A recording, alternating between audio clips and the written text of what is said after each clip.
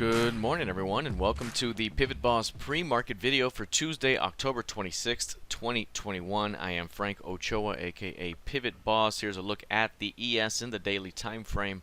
You'll notice a couple of good things here, at least for the bulls here. Big time push here through multiple day highs. By the end of the day, was able to hold those gains. That break right there was through the key range high here. So you have the key range high right at 49.5. Price pushes through and is currently trading completely above that level here in pre-market trading ahead of the RTH open. You continue to see this 8-period average stretch tremendously to the upside. Again, any pullback could be seen as a bounce here at this moment. But again, what we're watching for is how does the market respond to prices above this high.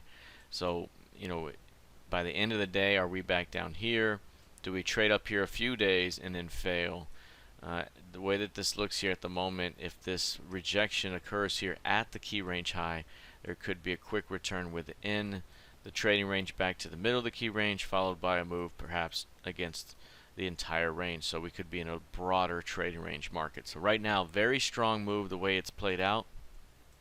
Any pullback still ideally a buying opportunity until proven otherwise, but watch for signs of rejection. Any failure to hold above 49 half here could be significant on the broader term. Alright, let's take a look here at the NQ. You'll see here the NQ very strong as well. Pushed through 15K, got through the 15.2 midpoint, has held at these highs here. The 4-day range, eventually the 5-day range, turned into a breakout here. That continuation very strong. The idea is we're likely still going higher toward the previous quarter's high price. Again, rejection was early here to begin the month. A higher low here was significant. This day right here through the 15K level really opened it up and the squeeze was on. Like the ES, you'll notice right here the 8-period average rising tremendously. Again, any pullback into that zone still could provide a buying opportunity ahead. Again, very similar to the ES, if we are to come into the previous quarter's high here, how is the market going to respond to those prices? Do we see some sort of rejection that leads us back down within the range and then perhaps even across the range for another trip? So again, still an upward bias, perhaps approaching the latter stages of this current up move here. So we'll keep an eye on how the market responds to 15.7 to 15.8 in the NQ. Again, any pullback could still be a buying opportunity. Even if today's a quiet, narrow range day, the next day could be a failed new low and go. So we'll continue to watch for more upside price action until proven otherwise. Let's take a look now at crude oil. Crude right here have been very, very strong.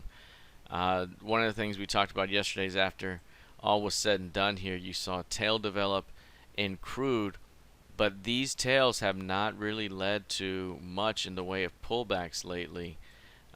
Instead, they've been 1-day pullbacks, maybe a 2 or 3 day pullback, but that's been over a month now. Most of these have been 1 day down in the morning and boom, back up. This was a tail and it went sideways. This was a tail and it went sideways. Here it is again, developing just shy of our 86.03 target. That's from this key range here. And again, the 8-period average has been tremendous for bulls as well. Every time it gets below it or to it, it has been bought. We're here very close to it again to begin the day here. But overall, we're still pushing higher toward that 86. This is a very strong bullish market at the moment. And if we're fortunate enough to see another day of lows here that take us down, say, into 82s or just shy of that, that could provide another great opportunity for a continuation higher.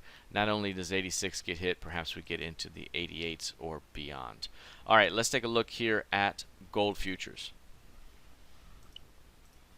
Gold right now showing a little bit of chop around the 1800 level.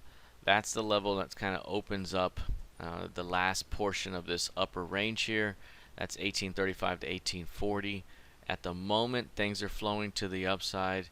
The expectation is we likely get to the upper end of that range.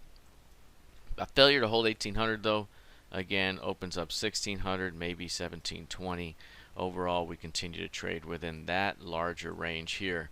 So at the moment, we're flowing higher toward 1835 to 1840.